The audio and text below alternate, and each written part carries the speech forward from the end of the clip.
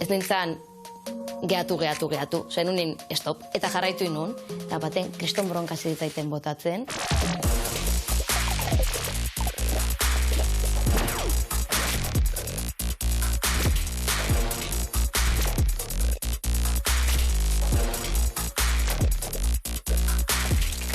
Praktikoan bakarrik idete eta teorikoa ateatzeko azterketa itezu zure kabuz eta jazta.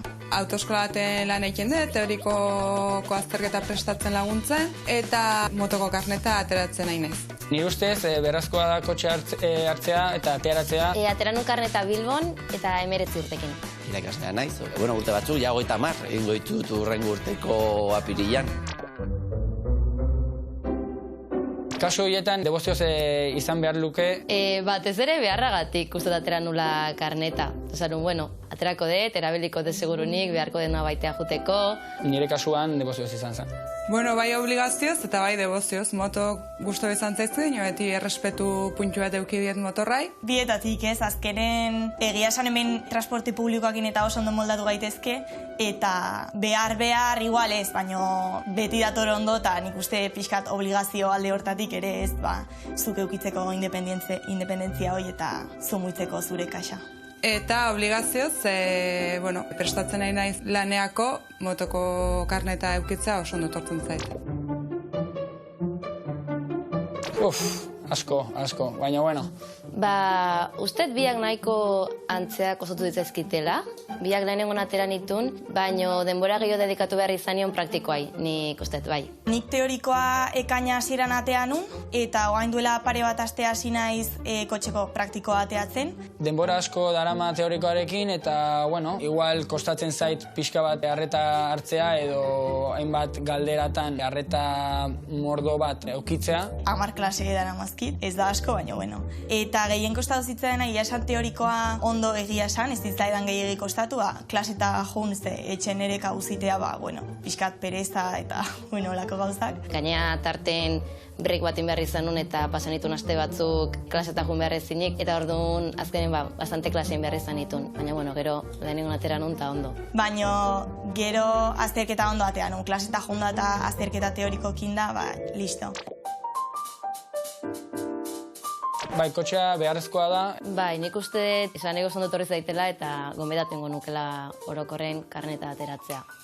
Lana hartzeko, hainbat bidaiak egiteko, zure lagunekin hainbat lekuta joateko. Ero, erabildio bez, beste asunto bada, baina, bai, gomendatuko nuke ateratzea. Errepidean beste karrilan sartut, baina gainat beste karria izan beste zentzuan, eta konbentzituta ondo dijoala. Eta esatu baina ez duzu ikusten lurreko marrak nola esaten dute beste zentzun zoazela. Bai, ziur, bai, atera mendikan eskartze. Ez zuk eta bilo bestela geizki bukatuko du. Anekdota oikona gure lanen izatea azkenen prestauta ikusten dituzu da derela ez, beraiek ez du egun nahi urduri jartzen dielako, ez du azterketa ikin nahi, eta ja bakarrik bere ondon eserita eta ez zerrez esan gabe, ja beraiek erantzune zuzenen emate izue. Semaforo gorrin da hola aurrea egin, eta ama, esku bizkerrekok dana frenatzen. Bai, nire kotxeak izena daka, izena du krasineta. Akatsik handiena edo, ez zaite zer pasa, ez dut inorekin istripu ikeuki, inorken hau jo, baina nik uste akatsik handiena dela, kotxea gelditzetenen, stop bat, zebra bidea, gero ez dela primera sartzen, eta orduan kotxeak kalatu ez zait ateatzeakon, eta orduan justo kruze baten harrapatze hau edo, Eta asuntoa da, ez da oso kotxea handia, eta, kotxe batzuk eta badazka.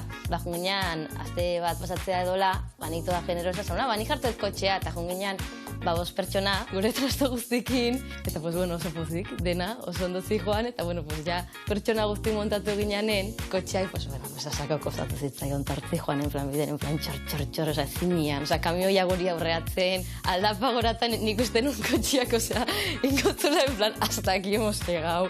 errepidea hunditara inkorporazio batian, pentsatzen duzu frenatuko dula eta ikusten diozu azeleratzen hasten dela, eta badator kamioi handi bat, eta esan ama, nola aterako gehan emendikan. Eta holako kausa, asko. Nien plan de aiene. Eta lako baten, kotxez zijoan batek esan zuen. Badaka izenik zure kotxeak, en plan animo edo emateko, bere lagun batek, bazakala kotxeak, izena jarri ziola, molita, o ez dakizer, o bakizer.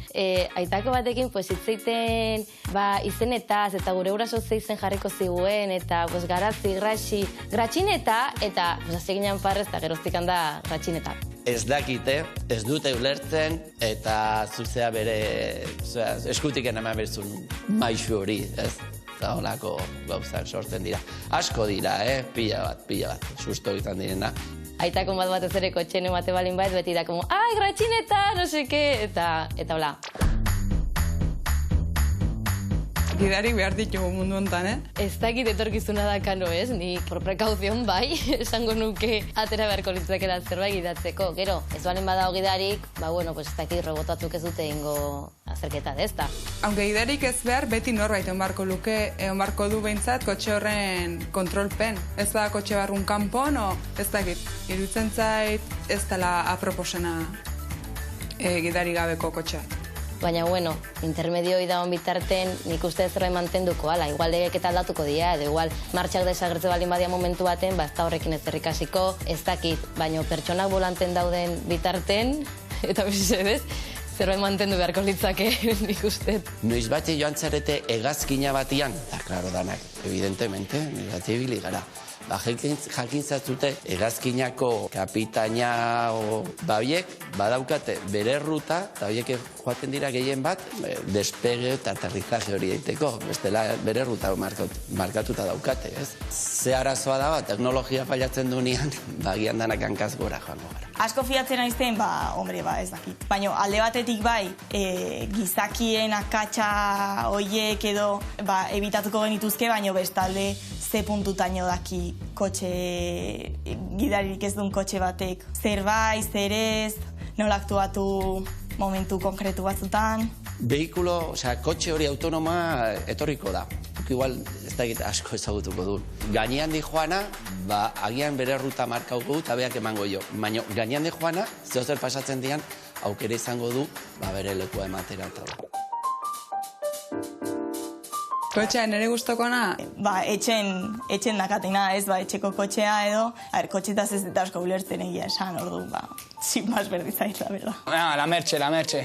Audi AMG bat. Ikearri guztan zait, deportiboa, oso politxe, txikie, hoxe erosiko nukenik. Edo zer Mercedes Insignia, marka hoi gustatzen zait, Mercedes beti. Txikitan beti bideatu izan de furgonetaz, kanperiztetoko furgoneta baten, orduan, egunen baten erosi baldin ezak furgoneta oitako bat, estaria bi. Modelo batzutan igual ez zait asko gustatzen, baina beti, deportibo, coupe, o sedan, o... Egia esan automatikoa ez dut probatu. Porque automatikoa oso erosoa da kar bat bezala. Azeleratu eta frenatu ez da besteik erosotasun emateizu, gustokoa, ez da beste preokupazio kotxe egiteizu dana. Martxakin erabiltzen dut orokorren kotxea, bai. Pentsatzet komodogo izango gara, porque nik enbrage lehenengoa sartu, eta klaro, nik esan baldin badet leheno, lehenengoa sartzea aztuz ez daitela, automatikoa baldin badain nuke behingo pentsatzet ez. Baina gero egunerokotasunako, herri barruako, eta ni nahiago eta eskuzko azuk erabakitzen duzulako ze martxatan, da nola manejatu, da kontrol gehiago daukezula kotxekiko. Gidatuz automatikoa baten da?